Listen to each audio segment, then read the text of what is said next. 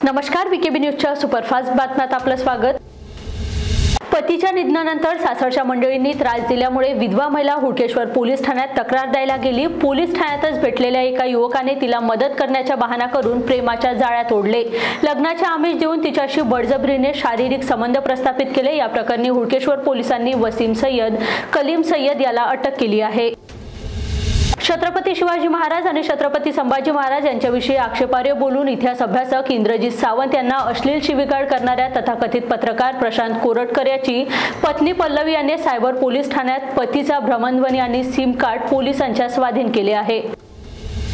मासे विकून मोटरसायकलने आपल्या गावी परत जात असलेल्या आदिवासी युवकावर दबा घालून बसलेल्या वाघाने हल्ला केला। यात त्याचा मृत्यू झाला। चिखलदरा तालुक्यातील खोगळा बीट अंतर्गत घडलेल्या या घटनेमुळे परिसरात खळबळ उडाली आहे। राज्यातील सर्व उर्दू माध्यमांच्या शाळा सेमी इंग्रजीत रूपांतरित करण्याचा प्रस्ताव महाराष्ट्र राज्य अल्पसंख्याक आयोग राज्य सरकारला सादर करणार आहे। उर्दू शाळांमध्ये मराठी विषय शिकवणे अनिवार्य करण्याची मागणी आयोग सरकारकडे करणार आहे। राज्य अल्पसंख्याक आयोगाचे अध्यक्ष प्यारेजिया खान यांनी अल्पसंख्याक समाजातील विचारवंत, शैक्षणिक क्षेत्रात काम करणारे प्रतिनिधी व उर्दू शाळांमधील निवडणूक शिक्षण प्रतिनिधीची बैठक घेत उर्दू शाळांचे भवितव्य व आव्हाने या विषयावर विचारमंथन केले। महाराष्ट्रात वाघांची संख्या वाढली असताना मानव आणि वन्यजीव संघर्षही वाढला आहे। हाती आलेल्या आकडेवारीनुसार राज्यात 2024-25 मध्ये वाघ, बिबट आणि अन्य वन्य प्राण्यांच्या हल्ल्यात 454 ग्रामीण जखमी झाले तर 61 जणांचा मृत्यू झाला आहे।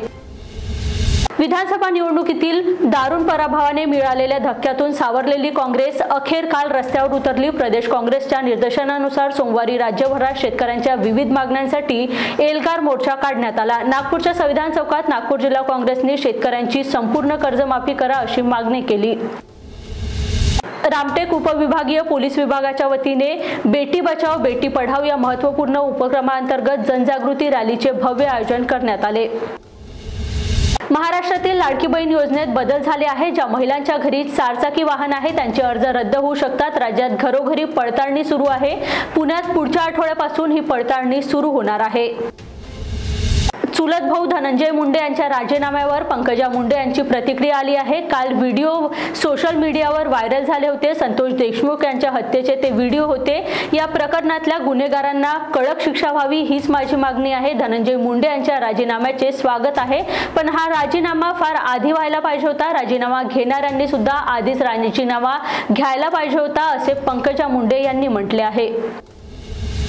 मंगळवारी नागपूर महानगरपालिकेच्या कार्यालयात नागपूर नागरिकांच्या मूलभूत समस्या आणि नागपूर महानगरपालिकेत पसरलेल्या भ्रष्टाचाराविरोधात काँग्रेसकडून तीव्र निदर्शने करण्यात आली।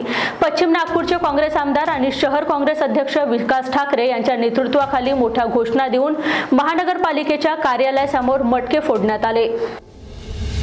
तुर्तास इथेच थांबूया। बघत रहा वीकेबी न्यूज। नमस्कार।